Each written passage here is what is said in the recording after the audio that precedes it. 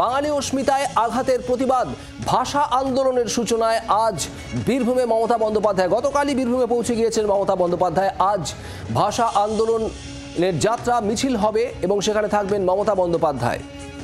বাংলাদেশে পুশব্যাকের অভিযোগ, একাধিক রাজ্যে বাংলা ভাষাভাষী মানুষের উপর হেনস্থার অভিযোগ। এই বিষয়গুলোকে সামনে রেখেই ভাষা আন্দোলনের ডাক দিয়েছিলেন 21শে জুলাইয়ের সমাবেশ থেকে মুখ্যমন্ত্রী মমতা বন্দ্যোপাধ্যায়। আর তারপর আজ কবিগুরুর স্মৃতি বিজড়িত বোলপুর বীরভূম থেকে শুরু হচ্ছে এই ভাষা আন্দোলনের যাত্রা। থাকবেন মমতা বন্দ্যোপাধ্যায়, থাকবেন তৃণমূল কর্মী সমর্থকরা, বীরভূমের নেতাকর্মীরাও থাকবেন। আর সেই লক্ষ্যেই সেজে উঠছে বীরভূম। আজ পথে নামবেন তৃণমূল সুপ্রিমো। বাঙালি অস্মিতায় আঘাতের প্রতিবাদ জানিয়ে আজ ভাষা আন্দোলনের সূচনা করবেন। শ্রীনিকেতন থেকে জামমুড়ি বাস স্ট্যান্ড পর্যন্ত এই যাত্রা হবে। বোলপুর টুরিস্ট লজ মোড় থেকে শুরু হবে এই যাত্রা। থাকবেন মমতা বন্দ্যোপাধ্যায়, তিনি নিজে থাকবেন এবং থাকবেন অগণিত তৃণমূল কর্মী সমর্থকরা। লাখো মানুষের সমাগম হবে আজ, এমনটাই মনে করছে বীরভূমের তৃণমূল জেলা নেতৃত্ব। দুপুর 2টোয় এই মিছিল শুরু হবে। আজ এখান থেকে মমতা বন্দ্যোপাধ্যায় কি বার্তা দেন, আমাদের নজর থাকবে সেদিকে। প্রবীর চক্রবর্তী আমাদের প্রতিনিধি রয়েছেন আমাদের সঙ্গে। প্রবীর, মুখ্যমন্ত্রী মমতা বন্দ্যোপাধ্যায়ের ভাষা আন্দোলনের আজ শুরু হচ্ছে এই বোলপুর থেকে, কি ছবি এই মুহূর্তে?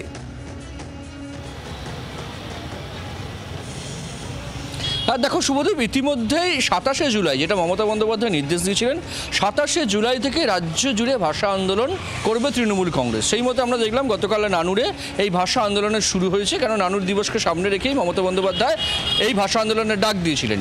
এবং সেক্ষেত্রে দাঁড়িয়ে কর্মসূচির শুরুর মাত্র 24 ঘন্টার মধ্যে স্বয়ং তৃণমূল নেত্রী মমতা বন্দ্যোপাধ্যায় তিনি রাস্তায় নামছেন কোথায়?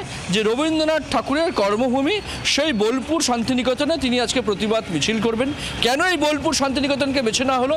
কারণ গত 1.5 মাস যাবৎ মমতা বন্দ্যোপাধ্যায়কে যখনই দেখা গেছে যে এই ভাষা নিয়ে তিনি প্রতিবাদ করছেন, তখনই তিনি বলেছেন যে রবীন্দ্রনাথ ঠাকুর যে ভাষায় জাতীয় সঙ্গীত লিখেছেন, সেই জাতীয় সঙ্গীত ভাষা, সেই ভাষায় কথা বলা কি অপরাধ, অন্যায়? কেন সেই ভাষায় কথা বলা যাবে না?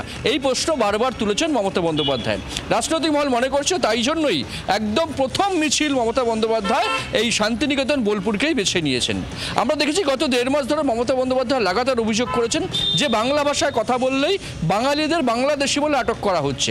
শুধু একটি রাজ্যে নয়, বিজেপি শাসিত বহু রাজ্যে এই ঘটনা ঘটেছে। গতকাল আমরা দেখেছি মুখ্যমন্ত্রী নিজে ছবি পোস্ট করেছেন, দিল্লিতে মালদার চাঁচলের একটি পরিযায়ী শ্রমিক, তার পরিবারের এমনকি শিশুকে হেনস্থা করা হচ্ছে।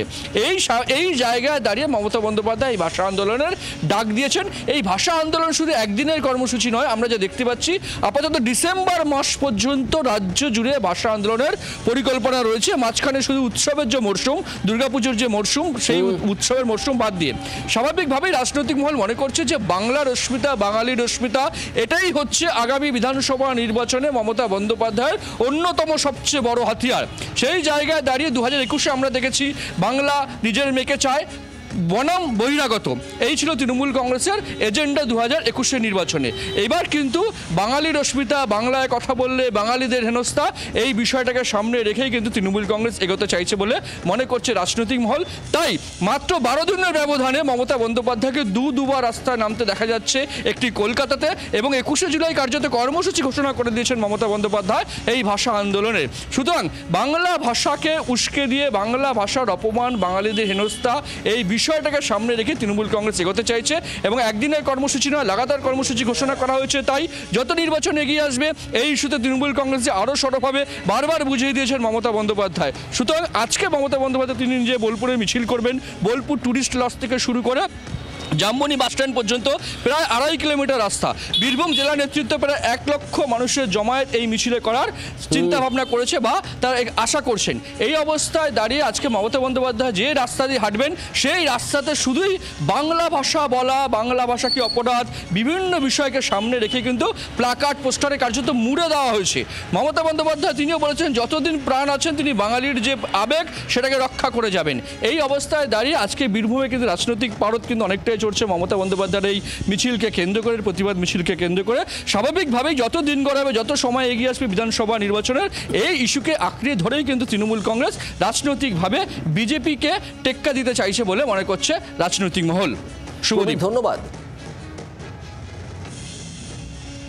ভাষা আন্দোলনের সূচনা করবেন আজ বোলপুর থেকে মমতা বন্দ্যোপাধ্যায়। থাকবেন প্রচুর মানুষ, তৃণমূল কর্মী সমর্থকরা তো বটেই। আর এখান থেকে মমতা বন্দ্যোপাধ্যায় ঠিক কি বার্তা দেন, আমাদের নজর থাকবে সেদিকে।